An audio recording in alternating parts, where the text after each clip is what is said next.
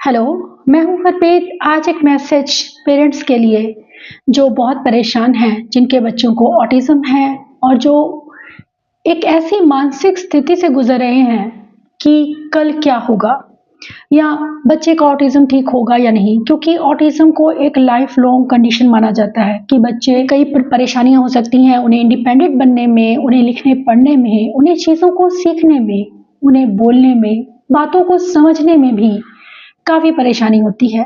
तो इस वजह से पेरेंट्स काफ़ी टूट भी जाते हैं, कुछ स्ट्रेस को बहुत ज़्यादा ले लेते हैं और डिप्रेशन में चले जाते हैं।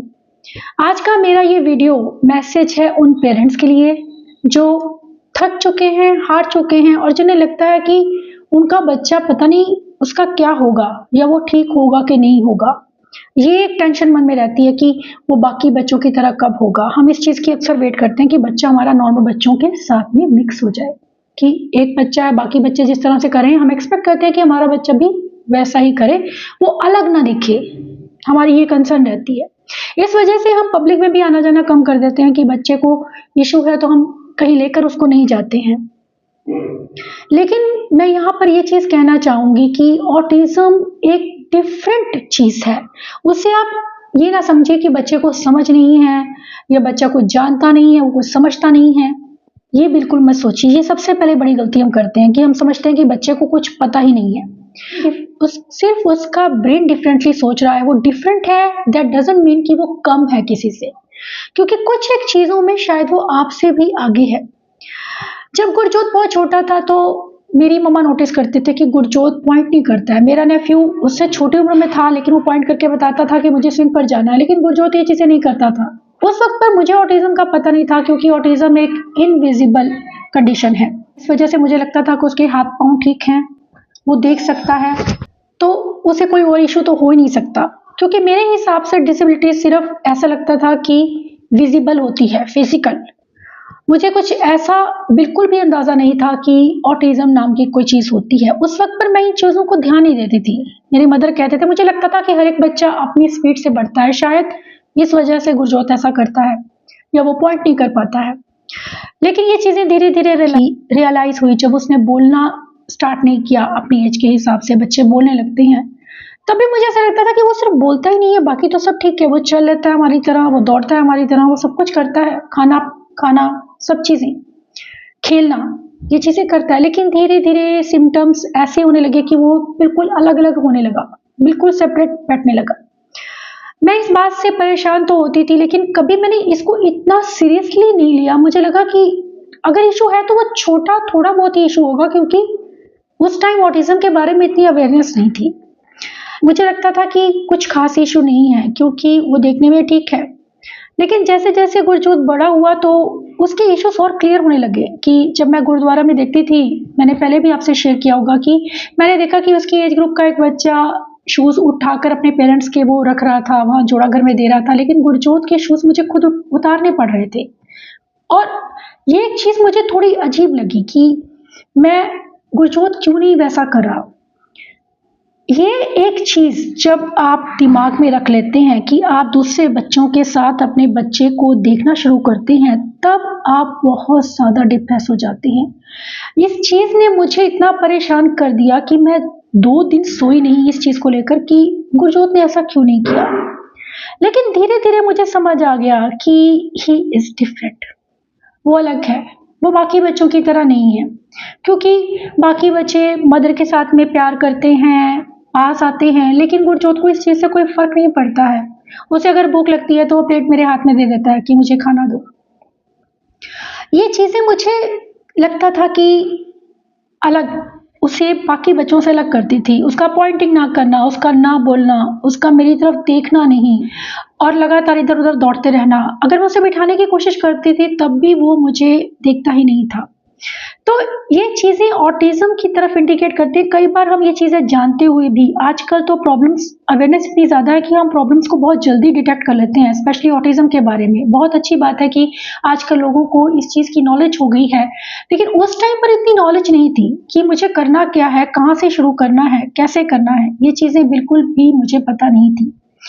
लेकिन एक चीज़ जब एक्सेप्टेंस में जिस चीज़ ने मुझे हेल्प की वो ये है कि मुझे जहाँ भी गुरजोत में बाकी बच्चों के साथ जब मैं कंपेयर करती थी तो मैं उस वक़्त अपने मन को एक ही चीज़ कहती थी कि ही इज़ डिफरेंट, कि वो डिफरेंट है, वो बाकी बच्चों की तरह बिहेव नहीं करेगा क्योंकि वो डिफरेंट है। ये चीज़ जब मैंने अपने दिमाग में बिठा ली कि हाँ, वो डिफरेंट है, मैंने उसे कंपेयर करना छोड़ दिया। मैंने बाकी बच्चों की तरफ देखना छोड़ दिया कि गुरजोत एक्सपेक्ट करना छोड़ दिया कि गुरजोत वैसे करे जैसे बाकी बच्चे कर रहे हैं। ये चीज़ें छोड़ दी मैंने। मुझे ये था कि जहाँ पर वो है मैं उसे ऊपर लेकर जाऊँ उसको। मेरा मकसद ये बिल्कुल नहीं था कि वो नॉर्मल बच्चों की तरह सब कुछ करना शुरू कर दे, लेकिन मेरा ये मकसद ज़रूर था कि मैं उसे इंडिपेंडेंट बना पाऊँ, कि वो अपनी तरफ से अपने आप को एक्सप्रेस करना शुरू करे, वो अपने सारे काम खुद कर ले। उसके जो बिहेवियर्स हैं, उसकी जो हाइपर एक्टिविटी है, उसके स्टिमिंग बिहेवियर्स हैं या उसके प्रॉब्लम बिहेवियर्स हैं, जैसे कि बाइट करना, खुद को हिट करना, उसमें एग्रेशन बहुत ज़्यादा है, ये सब चीज़ें मैं उसकी कंट्रोल कर पाऊँ। और इसमें मुझे काफ़ी सक्सेस भी मिला क्योंकि तब मैंने अपने दिमाग में एक चीज़, जब आप डिटरमिन्ड हो जाते हैं कि मुझे ये चीज़ करनी है, तब ईश्वर भी आपके साथ होती है कि हमें ये चीज़ करनी है। क्योंकि अगर मैं उस वक़्त डिप्रेशन में चली जाती या मैं हार मानकर बैठ जाती तो आज मैं अपने बच्चे की हेल्प कभी नहीं कर पाती और उसे यहाँ तक नहीं ले पाती जो वो आज है। उसके सब वो बिहेवियर्स नहीं रहे, वो गुस्सा नहीं रहा, वो आज मेरे से उसकी अच्छी बॉन्डिंग है, हर एक बात को मानता है। ये चीज़ें जो है वो मैंने कभी एक्सपेक्ट नहीं की थी जो आज उसमें है। एकेडमिक लेवल पे भी वो रीडिंग कर लेता है, राइटिंग में उसको डिफ़िकल्टी है, टाइपिंग करता है। तो हम ऑप्शंस ढूँढेंगे, हम हार नहीं मान सकते हैं। अगर आप ऑटिज़्म मॉम हैं, तो ऑटिज़्म पेरेंट हैं, तो आपको हार बिल्कुल नहीं माननी है। सिर्फ़ अपने दिल को ये समझाना है कि ही इज़ डिफरेंट और मुझे उसके साथ काम करना है। ये मत सोचिए कि हाँ, ये नॉर्मल हो जाएगा ना या ये हो जाएगा। हमें इस चीज़ से दूर होकर हमें ये चीज़ करनी है कि हमारा बच्चा इंडिपेंडेंट हो सके, वो अपनी लाइफ को सही तरह से जी सके, क्योंकि ये बहुत इंपॉर्टेंट चीज़ है। डिफरेंसेस को एक्सेप्ट करना ना सबसे ज़रूरी स्टेप है और ये फर्स्ट स्टेप है जो आपको सबसे पहले करना है, एक्सेप्टेंस। और ये तभी आती है जब आप इस चीज़ को दिमाग से निकाल देते हैं कि मेरा बच्चा ये नहीं करता, वो बच्चा वो करता है। ऑटिज़्म में भी बच्चे डिफरेंट है। अगर हम दूसरे बच्चों को बोलते हुए देखते हैं तो हम सोचते हैं हमारा बच्चा तो बोलता नहीं है, ये बच्चा तो बोल रहा है, या ये बच्चा लिख लेता है, मेरा बच्चा तो लिखता नहीं।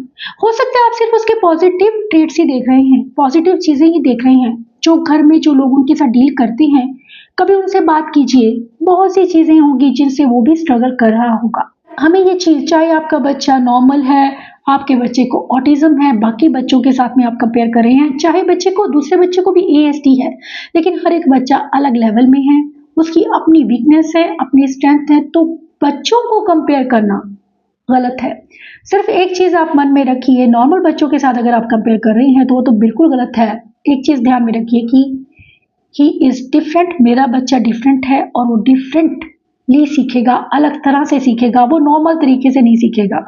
ये चीज़ एक मानकर चलिए, क्योंकि ऑटिज़्म में कभी भी बच्चे नॉर्मल पैटर्न के साथ, नॉर्मल एजुकेशन पैटर्न के साथ नहीं सीख पाते हैं। चाहे बच्चे को माइल्ड ऑटिज़्म भी है, अगर माइल्डेस्ट फॉर्म में या बॉर्डर लाइन पर है तो बात अलग है, लेकिन अगर आपको लगता है कि आपका बच्चा स्कूल में जाने के बाद भी नहीं सीख रहा है, तो घर पर उसे ज़रूर टाइम दीजिए, गाइडलाइंस लीजिए, 3 से 4 घंटे उसके साथ काम कीजिए। आपके बच्चे की लाइफ और आपकी लाइफ बहुत ज़्यादा बेटर हो जाएगी। ये मैसेज हाँ उन पेरेंट्स के लिए जो स्ट्रेस्ड हैं, जो हार मान चुके हैं, उन्हें मोटिवेट करने के लिए, ताकि वो कभी हार ना माने और अपने बच्चों की भविष्य के लिए, उनकी बेटरमेंट के लिए लगातार काम करते रहें। एक दिन ऐसा भी आएगा जिस दिन आपके बच्चे को किसी थेरेपी की ज़रूरत नहीं होगी, उसको किसी सपोर्ट की ज़रूरत नहीं होगी, वो अपने आप सभी काम करेगा। Thanks for watching.